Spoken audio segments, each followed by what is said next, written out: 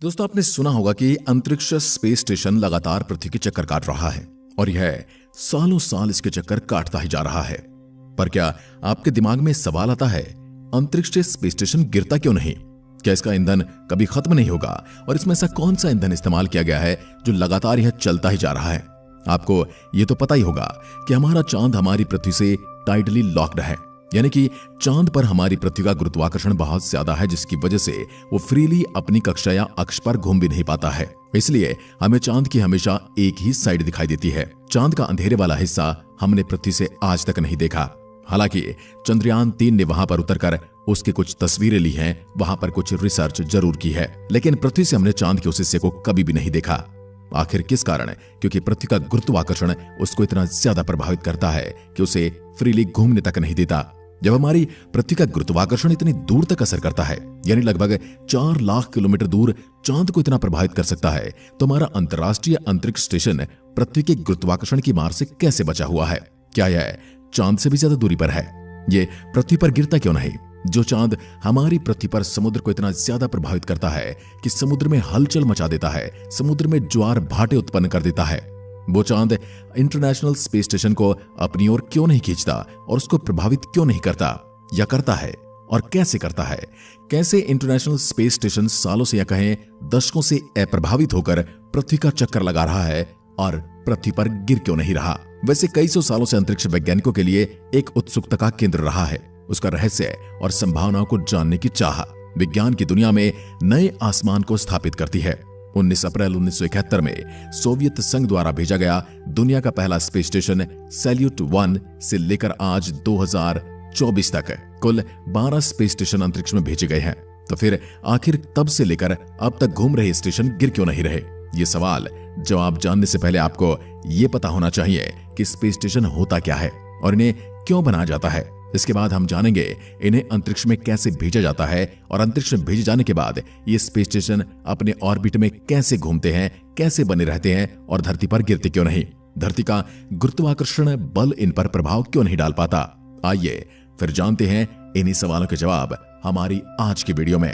दोस्तों, कई दशकों पहले स्पेस स्टेशन बनाने के विचार को महज एक साइंस फिक्शन माना जाता था, यानी एक कोरी कल्पना ही कहा जाता था, और यह केवल स्पेस लवर की कल्पना तक सीमित था। यानी कि जो लोग स्पेस के बारे में कल्पनाएं करना जानते थे उन्हें यह पसंद आता था। इसके अलावा तो कोई इसके बारे में सोचता तक नहीं था, जब तक 1940 के दशक में यह स्पष्ट नहीं हो गया इस तरह के स्ट्रक्चर का निर्माण विज्ञान द्वारा किया जा सकता है। क्या होता है स्पेस स्टेशन? दरअसल एक स्पेस स्टेशन, जिसमें ऑर्बिटल स्टेशन या ऑर्बिटल स्पेस स्टेशन भी कहा जाता है, वास्तव में एक अंतरिक्ष यान होता है जो लंबे समय के लिए इंसानी यात्रियों को अंतरिक्ष में ठहरने की सुविधा देता है। यानी कि अंतरिक्ष में हमारा एक अस्थायी ठिकाना होता है। आसान शब्दों में कहें तो इसे एक प्रकार का अंतरिक्ष आवास भी कहा जाता है, या इसे अंतरिक्ष में बनाया गया एक होटल समझ सकते हैं जो वैज्ञानिकों की रिसर्च के लिए काम करता है। अब कई लोगों के मन में सवाल आ रहा होगा कि अंतरिक्ष में आवास बनाने की जरूरत क्या थी? स्पेस स्टेशन के निर्माण का उद्देश्य क्या है? इसके जवाब में कई वैज्ञानिक तर्क दिए जा सकते हैं, जैसे मानव शरीर पर अंतरिक्ष के वेटलेसनेस का परीक्षण, अन्य ग्रहों की जानकारी लेना, या स्पेस ट्रेवलिंग को मुमकिन बनाने का एक प्रयास है। बहुत सारी चीजें हमें पृथ्वी के वातावरण की वजह से अंतरिक्ष में साफ दिखाई नहीं देती, परंतु जब हम स्पेस स्टेशन पर होते हैं तो हमें घने बादलों और वातावरण की मार से अलग सब कुछ साफ दिखाई देता है। लेकिन इन सभी तर्कों का मूल है जिज्ञासा। हम अधिक से अधिक अंतरिक्ष के बारे में जानना चाहते हैं। दोस्तों, अगर आपसे कहा जाए इस यूनिवर्स में हमारा अस्तित्व केवल धरती पर मौजूद एक छोटी चींटी से भी कम मायने रखता है, तो शायद ये कहना बिल्कुल सही होगा। और इसी तरह से अंतरिक्ष में छिपे हजारों रहस्य को जानने के लिए स्पेस स्टेशन का निर्माण बहुत जरूरी था। एक ऑर्बिटल स्टेशन को बनाए रखने का उद्देश्य कार्यक्रम के आधार पर भिन्न होता है। स्पेस स्टेशन को अक्सर वैज्ञानिक उद्देश्यों के लिए लॉन्च किया गया है, लेकिन बीते कुछ सालों में मिलिट्री लॉन्चेस भी हुए हैं। 1950 के दशक में जैसे ही अंतरिक्ष युग शुरू हुआ, अंतरिक्ष विमानों और स्टेशनों के डिजाइन मीडिया के बीच काफी ज्यादा पॉपुलर हो गए और आम जनता भी इनके बारे में जानने को उत्सुक होने लगी। पहला अल्प विकसित स्टेशन 1969 में अंतरिक्ष में 2 रशियन सोयुज व्हीकल को जोड़कर बनाया गया था। इसके बाद 1984 में इंटरनेशनल स्पेस स्टेशन पर निर्माण हुआ। इंटरनेशनल स्पेस स्टेशन पृथ्वी के निचले ऑर्बिट में नासा द्वारा निर्मित एक पूरी तरह से ऑपरेशनल और स्थायी रूप से बसा हुआ एक स्पेस स्टेशन मौजूद है, जो दशकों से मानव की सेवा कर रहा है। जो कि इंटरनेशनल स्पेस स्टेशन ISS के नाम से जाना जाता है।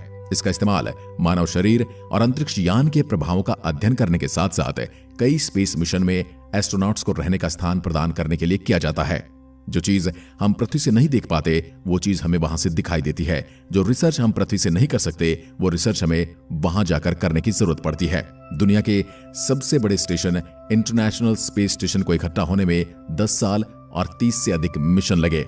ये 15 देशों का प्रतिनिधित्व करने वाली 5 स्पेस एजेंसियों के बीच वैज्ञानिक और इंजीनियरिंग सहयोग का एक बहुत बड़ा नमूना है। आसान शब्दों में आप ये कह सकते हैं, यदि मानव सभ्यता द्वारा निर्मित कई देशों का सामूहिक सहयोग और मानव सेवा के लिए किया गया कोई कार्य है तो वह international space station. International space station लगभग एक फुटबॉल मैदान के आकार का है, जिसका वजन करीबन 460 टन है और यह पृथ्वी से 250 मील ऊपर अंतरिक्ष में परिक्रमा करता है। इसे मानव इतिहास की सबसे बड़ी कामयाबी के तौर पर देखा जा सकता है और यह अंतरिक्ष में स्थापित की गई, अंतरिक्ष में भेजी गई मानव द्वारा अब तक की सबसे बड़ी चीज है। अब सवाल यह उठता है, इतना विशाल और वजनदार स्पेसक्राफ्ट स्टेशन अंतरिक्ष में भेजा कैसे गया होगा? किसी साधारण स्पेसक्राफ्ट की तरह स्पेस स्टेशन को अंतरिक्ष में भेजना बिल्कुल भी आसान नहीं होता। पृथ्वी पर स्पेस स्टेशन बनाना और फिर उसे एक भी बार में अंतरिक्ष में लॉन्च कर देना बिल्कुल असंभव है। इसका वजन इतना ज्यादा है, ये विशाल इतना ज्यादा है और इसकी शेप भी इसे लॉन्च करने के लिए असंभव बनाती है। ऐसे रॉकेट का निर्माण आज तक नहीं हुआ है जो कि इतने विशाल स्पेस स्टेशन का भार उठा सके और उसे अंतरिक्ष में स्थापित कर सके। इंटरनेशनल स्पेस स्टेशन को पृथ्वी के लोअर ऑर्बिट तक पहुंचाने में भी एक समस्या थी। हालांकि इस समस्या को दूर करने के लिए स्पेस स्टेशन को अंतरिक्ष में अलग अलग हिस्सों में लॉन्च किया गया, यानी कि इसे असेंबल अंतरिक्ष में ही किया गया है। यहां से सिर्फ इसके पुर्जे भेजे गए थे और धीरे धीरे ऑर्बिट में स्थापित किया गया, जो कि पृथ्वी की सतह से लगभग 400 किलोमीटर ऊपर है। इसे आप यूं भी कह सकते हैं, अंतरिक्ष में बनाई गई मानव द्वारा अब तक की सबसे बड़ी चीज है। इंटरनेशनल स्पेस स्टेशन को असेंबल करने की प्रक्रिया 1990 के दशक से चल रही है। अंतरिक्ष में स्पेस स्टेशन को जरूरी स्पॉट सिस्टम देने के लिए समय के साथ स्पेस मॉड्यूल को अंतरिक्ष में भेजा जाता है। 20 नवंबर 1998 में एक प्रोटॉन रॉकेट द्वारा इंटरनेशनल स्पेस स्टेशन के पहले मॉड्यूल जारिया को लॉन्च किया गया। जारिया के लॉन्च होने के 2 सप्ताह बाद STS-88 स्पेस शटल मिशन में यूनिटी को लगाया गया, जो 3 नॉट मॉड्यूल में से पहला था और इसे जारिया से जोड़ा गया। इस बीच कई और मॉड्यूल स्पेस में लॉन्च किए गए, जो कि निर्धारित अवधि में इंटरनेशनल स्पेस स्टेशन के साथ जुड़ते चले गए। इंटरनेशनल स्पेस स्टेशन में इंटरलॉकिंग सिस्टम है, यानी कि चीजें एक दूसरे से पजल की भांति जुड़ जाती हैं और उन्हें जोड़ने के लिए किसी वेल्डिंग या किसी इंस्ट्रूमेंट की जरूरत नहीं पड़ती। पूरे स्पेस स्टेशन के निर्माण के लिए 40 से ज्यादा असेंबली उड़ानों की जरूरत थी। 2020 तक 36 स्पेस शटल उड़ानों के द्वारा इंटरनेशनल स्पेस एलिमेंट्स को स्पेस में डिलीवर किया गया। किसी भी स्पेस स्टेशन को अपनी ऑर्बिट में बने रहना बहुत जरूरी होता है, इसलिए अब जानते हैं स्पेस स्टेशन अपने ऑर्बिट में लंबे समय तक कैसे रहते हैं और वो गिरते क्यों नहीं। दोस्तों, स्पेस स्टेशन के हिस्से को रॉकेट की मदद से ऑर्बिट में लाया जाता है। ऑर्बिट में पहुंचने और वहां बने रहने के लिए स्पेस स्टेशन को एक निश्चित गति की जरूरत होती है। इंटरनेशनल स्पेस स्टेशन पृथ्वी के चारों ओर ऑर्बिट में लगभग 17,105 मील प्रति घंटा यानी करीबन 5 मील प्रति सेकंड की स्पीड से ट्रेवल करता है। इसका मतलब यह हुआ कि स्पेस स्टेशन हर 92 मिनट में पृथ्वी का एक चक्कर लगा लेता है और इसी अंतराल में वह हर 3 घंटे में सूर्योदय होते हुए देखता है। और यही इसका रहस्य है कि गिरता नहीं।